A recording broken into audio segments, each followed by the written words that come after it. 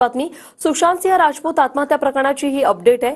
Closure रिपोर्टसाठी CBI कडून AIIMS रुग्णालयाच्या रिपोर्टचा आधार घेतला गेलेला आहे। एम्स रुग्णालयाच्या फॉरेन्सिक रिपोर्टचा आधार घेत हा क्लोजर रिपोर्ट बनवला।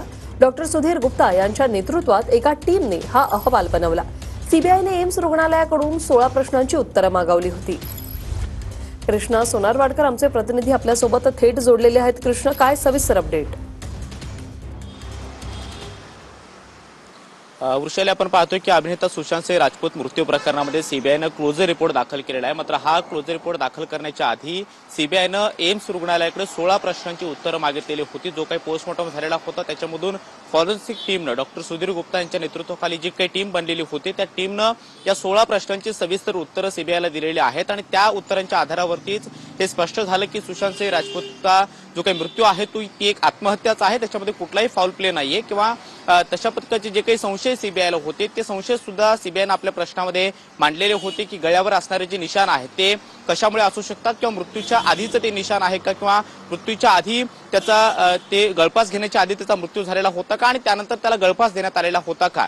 तर सीबीआयने त्या उत्तरामध्ये असं म्हटलेलं आहे की गळफास घेतानाच तो जो निशाण आहे तो निशाण गळफास घेतानाचाच आहे आणि त्याच्या आधी कुठल्याही पद्धतीचं संशयास्पद हालचाली किंवा शरीरावरती इतर कुठल्याही जखमा नाहीयेत। शिवाय सुशांत सिंह राजपूतनं त्याच्या आधी म्हणजे मृत्यूच्या आधी कुठल्याही पद्धतीचं ड्रग्सचं सेवन सुद्धा केलेलं नव्हतं आणि जो गळ्यावर त्याच्या एक गडद रंगाचा जो काही निशाण होता किंवा जो मार्क होता तो नेमका कशाचा आहे हा सुद्धा सीबीआयने प्रश्न उपस्थित केलेला होता।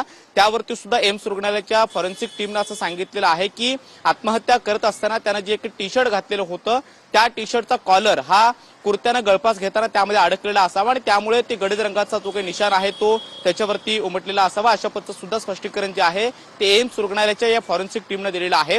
सुशांत सिंह राजपूतनं आत्महत्या करताना कुठल्याही पद्धतीचं जेवण केलेलं नव्हतं, त्यानं फक्त नारळाचं पाणी आणि काही ज्यूस जे आहे ते प्यायलेला होता असं देखील या सीबीआयच्या प्रश्नाचं उत्तर देताना फॉरेन्सिक टीमने म्हटले आहे।